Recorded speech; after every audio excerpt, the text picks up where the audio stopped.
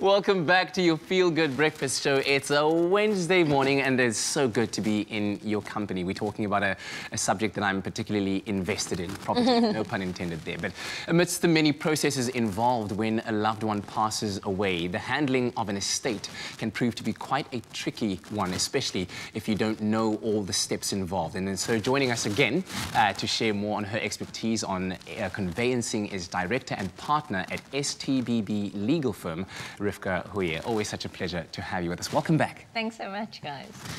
The first question that I'm going to ask is, because now we're talking about what happens to your property after you have passed on. Yes. If I own a property in this life and I happen to die, what happens? What are the processes that are involved, you know, especially when it comes to the administrative part of it? Thanks. So, you know, there's so many costs involved and clients aren't aware of that. And while I appreciate people who actually make the time to draw up wills, you know, they spend so much time thinking about which asset I'm going to leave to which heir and beneficiary. They don't necessarily know of or think about the costs involved to actually implement the terms of their will or to transfer those assets to heirs.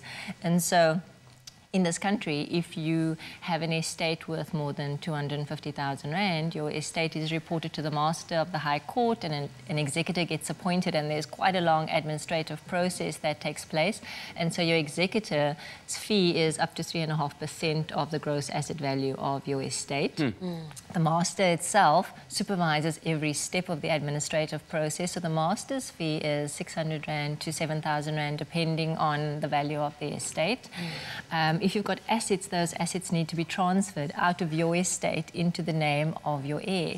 So, for example, your property has to be transferred into the name of your heir. There are transfer costs there, even though an inheritance transfer doesn't attract the transfer duty tax payable to SARS.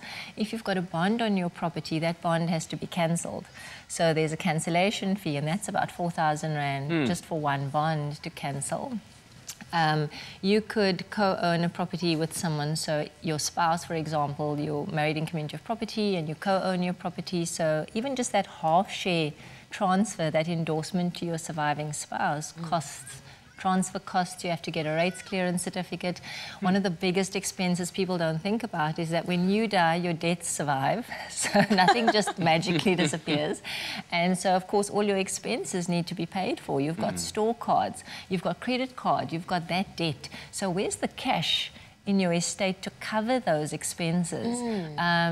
You'd pass away and your tax still needs to be finalised. Your income tax submission needs to be done. Do you have outstanding taxes? Do you have a small business that needs to be wound up? Do you have staff that need to be paid out, or, you know, whatever their contracts are? So there's so many different costs involved.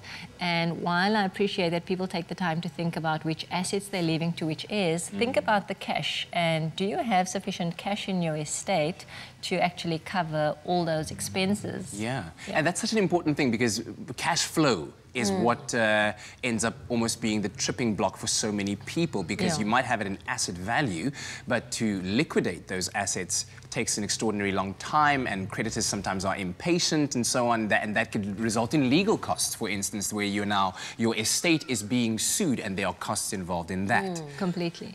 So with that said, would you then recommend or suggest that somebody maybe have funds put aside for these unexpected costs, maybe open a separate account into which you deposit money in anticipation for, you know, 30, 40 years down the line? Is that something that's prudent? Definitely. And when I sit across from clients and we're busy with their estate planning, I say, don't even think that far ahead. Think about next week. So this year has taught us anything. There's also expect the unexpected. Yeah. But I really do tell clients, when you're thinking about your assets and the heirs and what you want to leave to someone, and think practically, just think about next week. If you pass away next week, what do you have? What debt are you leaving, and what are you leaving for your heirs to clean up and sort out when you've passed away? So I think look at your assets, look at your current liabilities, and even that growth, thinking, okay, I've got a bond. Do I have life insurance cover? Speak to a professional, you know, shop around and get good rates. I mean, depending on your finances and your circumstances, you can certainly set aside 100, 200 Rand a month and take out a really good life insurance policy.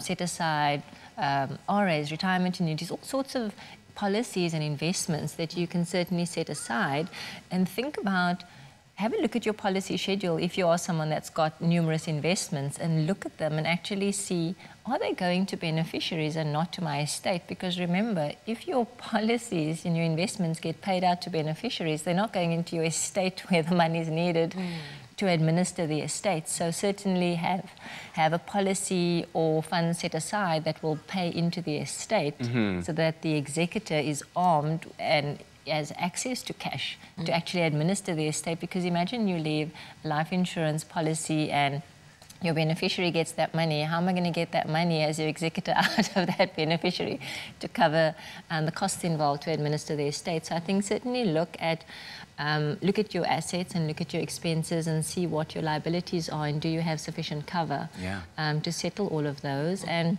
it's never too early to start. So certainly, even if you don't have those assets yet, as soon as you start earning a salary, start putting aside a bit of money and take out a life insurance policy, because, you know, you'll think, oh my gosh, I should have done this 5 years ago or 2 years ago. Definitely. I was actually that was my next question. How early or when is the best time to start? So as soon as you make a salary, that's the perfect time to start putting aside money for life insurance or any, you know, life thing or admin. Luckily, Refqah is not going too far away. She will be back with us a little bit later on to guide us on what first-time property buyers should be considering before confirming that sale. We know it's very, very exciting, but there are a couple of things to consider. She's also going to be answering your burning questions regarding buying or selling property during this time. So if you have any questions, do post them onto our Facebook page, and we will then answer them as quickly as we can on our Facebook Live session after the show as well.